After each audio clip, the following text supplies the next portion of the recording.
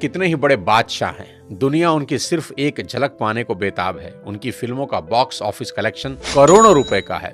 वो जिस रोड से गुजर जाएं सड़कें जाम हो जाती हैं। उनकी सिर्फ एक झलक पाने को उनके घर मन्नत के आगे लोगों का सैलाब लगा रहता है। ऐसा स्टारडम किसी किसी विरले को नसीब होता है। पर जब नारकोटिक्स डिपार्टमेंट उनके बेटे को अरेस्ट करता है तो वही सुपरस्टार शाहरुख खान तमाम रिसोर्सेज होते हुए भी समीर वानखेड़े के सामने हाथ जोड़े नजर आते हैं। उनके फोन की चैट लीक हुई जिसमें वो बहुत भावुक होकर समीर वानखेड़े से रिक्वेस्ट कर रहे हैं कि आप मेरे बेटे को छोड़ दें। दुनिया का सबसे बड़ा सुपरस्टार जिसे दुनिया झुका ना सकी, औलाद के 2 आंसुओं ने उसे तोड़ कर रख दिया। पिता होना इतना मुश्किल है। राजा दशरथ बहुत पराक्रमी राजा थे।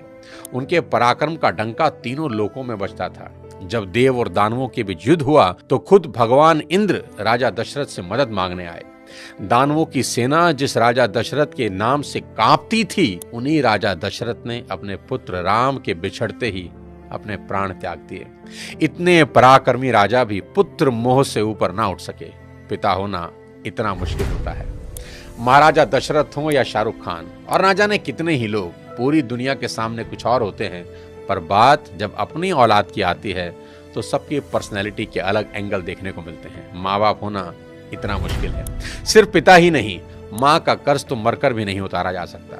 बच्चे का मलमूत्र माँ बाप के अलावा कौन साफ कर सकता है, और ऐसा वो खुशी खुशी करते हैं। इसलिए शायद भगवान ने माँ बाप की पूजा खुद से भी पहले बताई है। बच्चा बीमार होता है तो नींद माँ को नहीं आती। माँ बड़ी अद्भुत है। वो बच्चे के रोने के अंदाज से समझ आती है कि भूखा है या पेट में दर्द हो रहा है, क्योंकि बोल के तो बच्चा समझा नहीं सकता। प्रसव पीड़ा इस दुनिया के सबसे बड़े दर्द में है, जिसे हर माँ खुशी खुशी सहन करती है ताकि एक नवीन जीवन धरा पर आ सके।